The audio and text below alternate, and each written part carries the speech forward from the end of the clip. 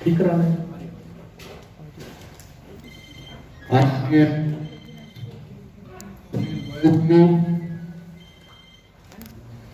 महिला जी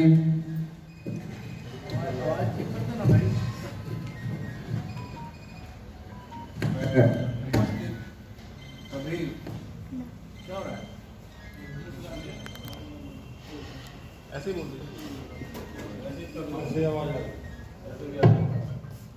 उपस्थित सभी पत्रकार व छायाकार बंधु, आज की आगे की प्रेस के लिए मैं माननीय हमारे प्रदेश महामंत्री आदरणीय वेदपाल जी से निवेदन करूंगा कि आज वो अपनी बात रखें। सभी पत्रकार बंधुओं को, छायाकार बंधुओं को नमस्कार, प्रणाम।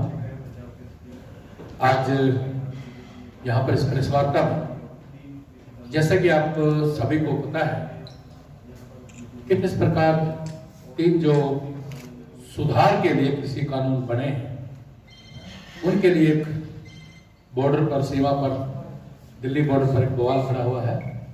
लेकिन इसी बीच में वो तीनों किसान तो किसानों के हित में है ही है। माननीय प्रधानमंत्री जी से लेकर के कृषि मंत्री से लेकर के गृह मंत्री तक सभी टीवी चैनलों पर इस बात को बार बार स्पष्ट किया जा रहा है। लेकिन इसी बीच में हमारी एक हरियाणा की चिंता है। वो चिंता यह है कि एसवाईएल पर फैसला जल्दी ही आने वाला है। जैसे कि आप सभी को पता है कि एसवाईएल पर माननीय उच्चतम न्यायालय ने अपना फैसला सुनाया था।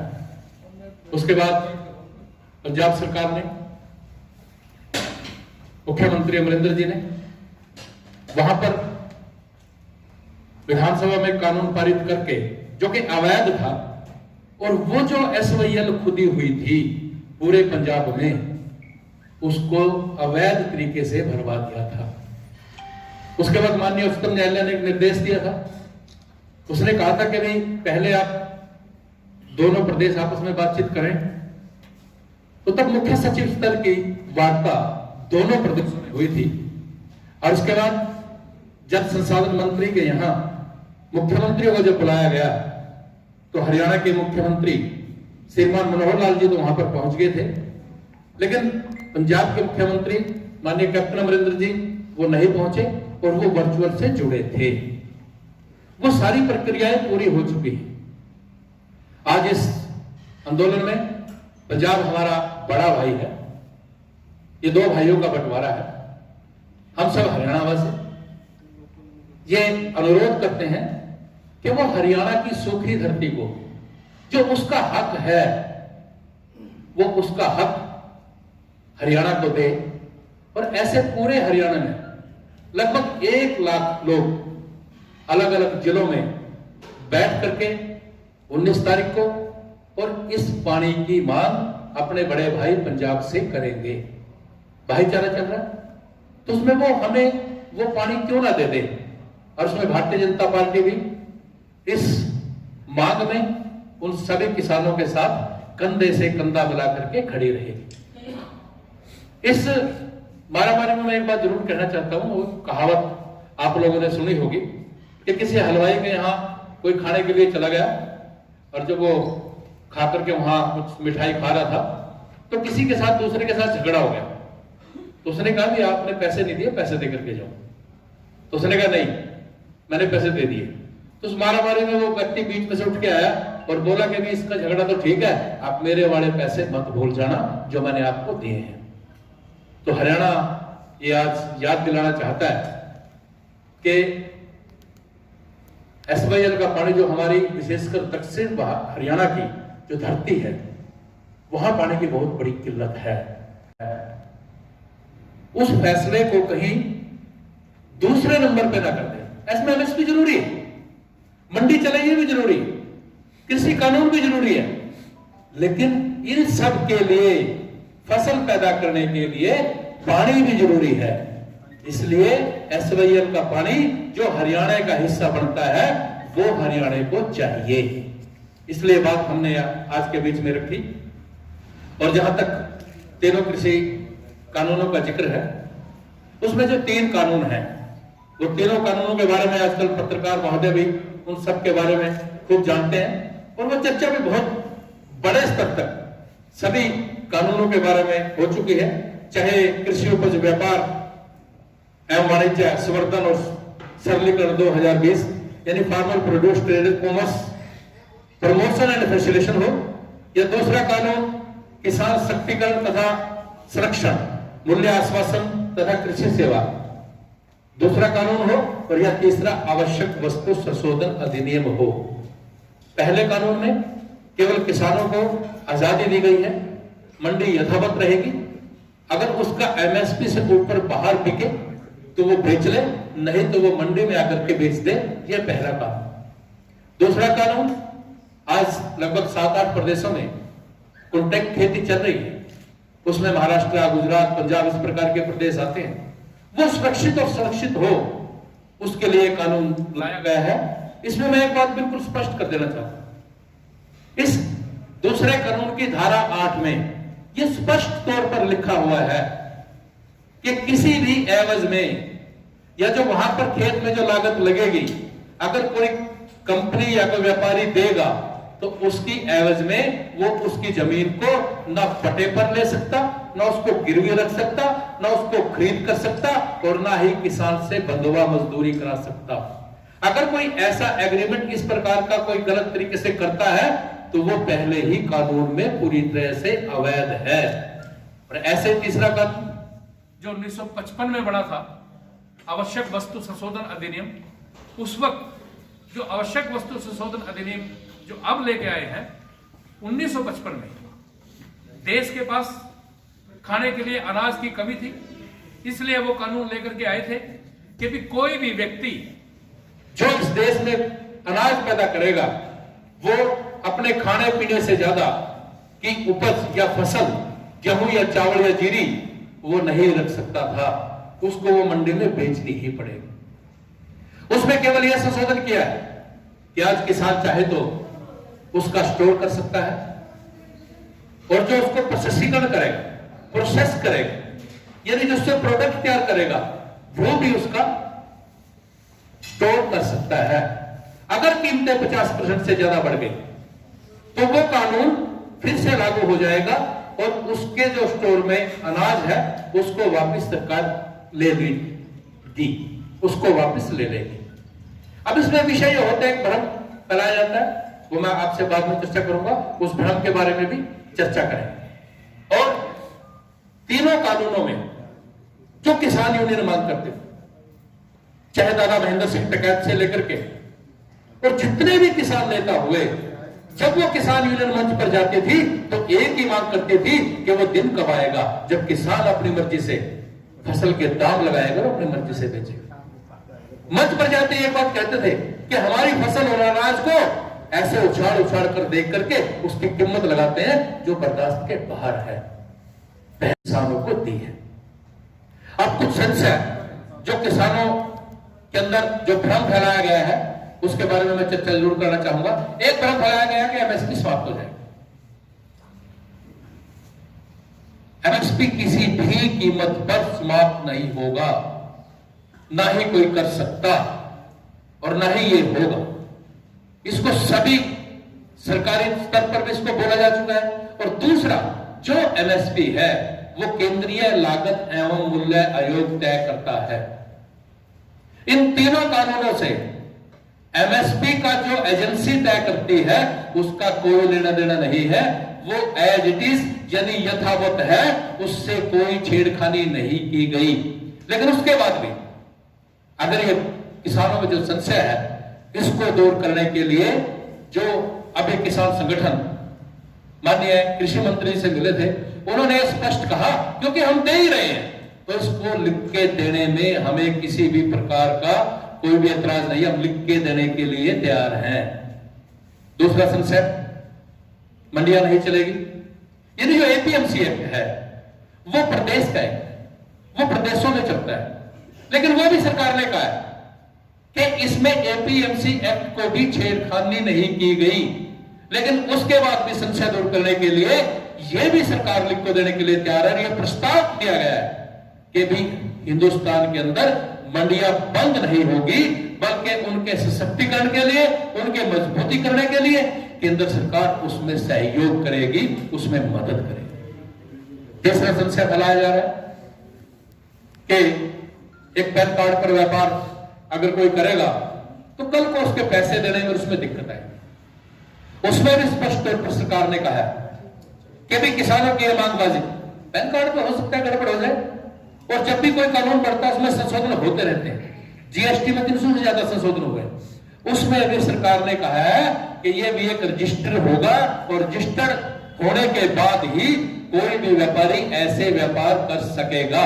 वो भी किसानों की जो बात है उसको लिख के देने के लिए सरकार तैयार है।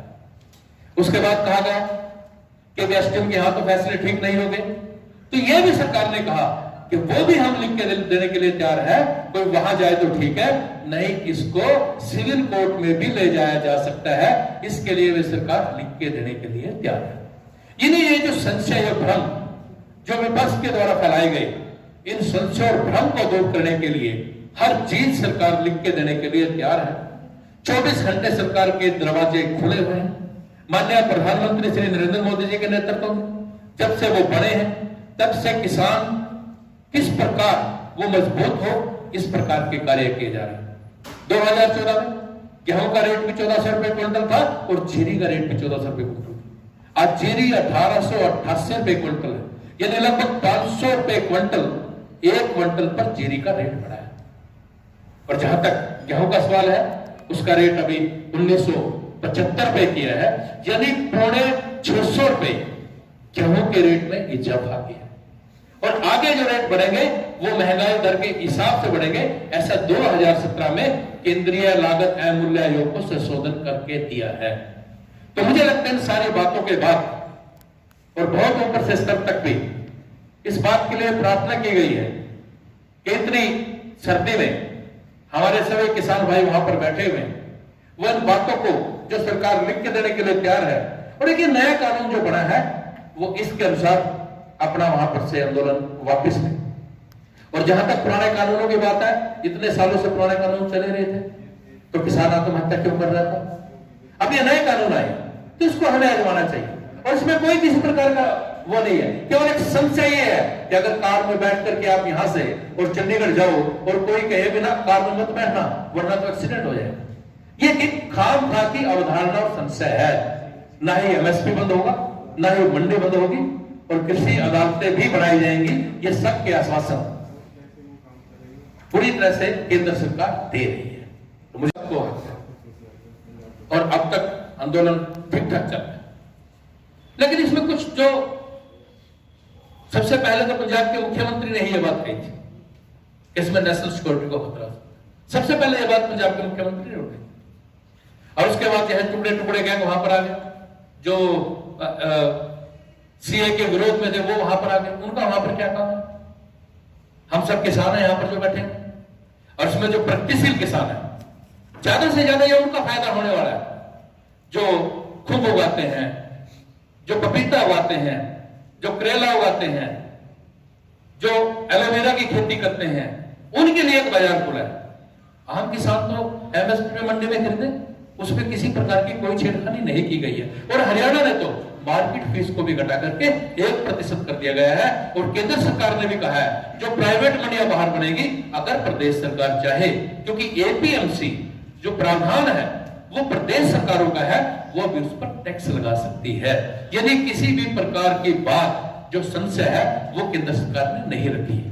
अभी जो नया मतलब उसमें किसान संगठनों का कहना है कि आप अध्यादेश में जो कानून है उसमें क्लोज ला दो उसके, और सरकार के हम लिखित में आश्वासन दे रहे हैं, तो उसमें कहाँ संशय है?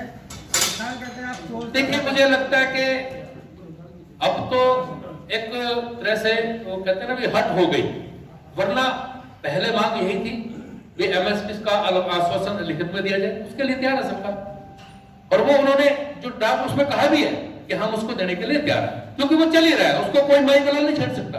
पीडीएस सिस्टम सारा इसी से चलता है, जो बफर स्टॉक तैयार किया जाता है सारा उसी से चलता है। और आज हिंदुस्तान के पास खाद्य सामग्री पूरी तरह से पूर्ण है, और इसमें किसानों का ही योगदान है हरित क्रांति के बाद। तो मैं इसके लिए बहुत बहुत धन्यवाद के भी पात्र हैं। लेकिन क्योंकि अनाज अब ज्यादा पैदा हो गया तो उसके लिए गोदाम भी चाहिए, उसके लिए व्यापार के तरीके भी अलग अलग से चाहिएंगे, उसको प्रोसेस करके अलग अलग ढंग से बेचने के तरीके भी चाहिएंगे, और वो अलग अलग ढंग से अगर बिकेंगे, उनके प्रोडक्ट अलग अलग बढ़ा करके बिकेंगे तो डिमांड बढ़ेगी, और डिमांड बढ़ेगी तो रेट भी बढ़ेंगे। ये स्वाभाविक रूप से।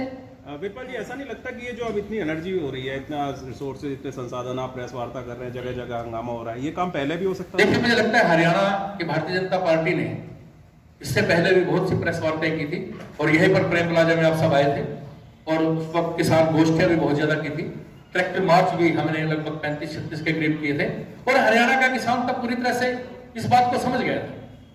लेकिन अब जो पंजाब से जो एक तरह से आया, उससे कुछ लोगों में फिर से संशय पैदा हुआ है। अब लगातार हम इस प्रकार के कार्यक्रम करेंगे जिससे उनको जागरूक किया जा सके, उनको बात को बताया जा सके, संशय दूर की जा सके। एक बात और, हमारे महेंद्रगढ़ में एक रैली हम करेंगे जो SYL पे हम करने जा रहे हैं, जो 20 तारीख को ये रैली होगी, क्योंकि दक्षिण हरियाणा की बहुत बड़ी मांग है।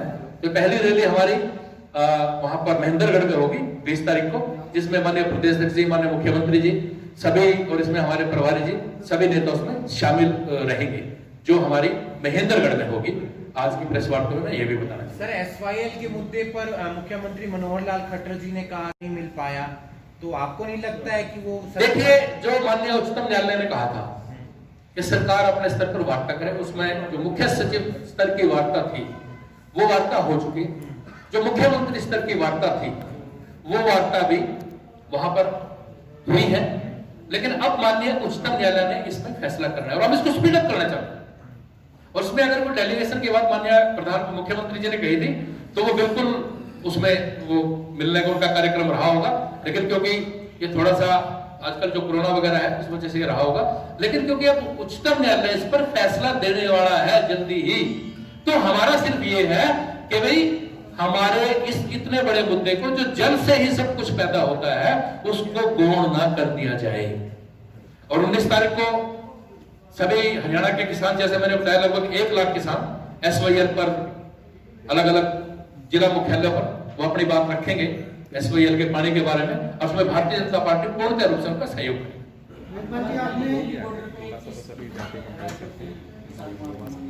देखिए, ये तो हर रोज टीवी चैनल पर सब पे आ ही रहा है। इसमें मुख्य रूप से पंजाब का किसान हमारा बड़ा भाई है, उसके संशय दूर करने के लिए केंद्र सरकार पूरी तरह से तैयार है।